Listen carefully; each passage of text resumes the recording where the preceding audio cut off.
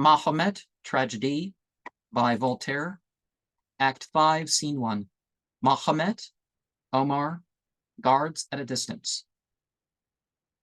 Omar said, Zoper's approaching death alarms the people. We have endeavored to appease their clamors and disavowed all knowledge of the deed. To some we called it the avenging hand of heaven that favors thus its prophet's cause. With others we lament his fall and boasts. Thy awful justice that will soon avenge it.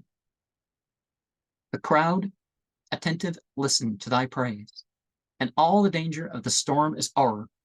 If aught remains, the busy factions rage. It is but as the tossing of the waves after the tempest, when the vault of heaven is placid and serene. Mahomet replied, Be it our care to keep, if so, where are my valiant bands, Omar, already, Osman, in the dead of night, by secret paths conducted them to Mecca. Mahomet continues, 'Tis strange that men, either deceived or forced into obedience, side knows not. It is a father's blood that he has shed, Omar said.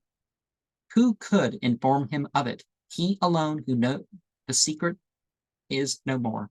Heraclitus is gone, and side soon shall follow him. For know, he has already drunk the poison. His crime was punished ere it was committed.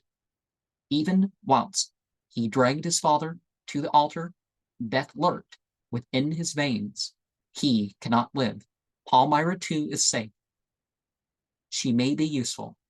I've given her hopes of Side's pardon, that may win her to our cause. She dare not murmur. Besides, her heart is flexible and soft, formed to obey, to worship Mahomet, and make him soon the happiest of mankind. Trembling and pale, behold, they bring her to thee. Mahomet said, Collect my force, Omar, and return. Now, there was a case of someone, I forget the name of who was to be the wife, but she played hard to get, as in she wasn't consenting.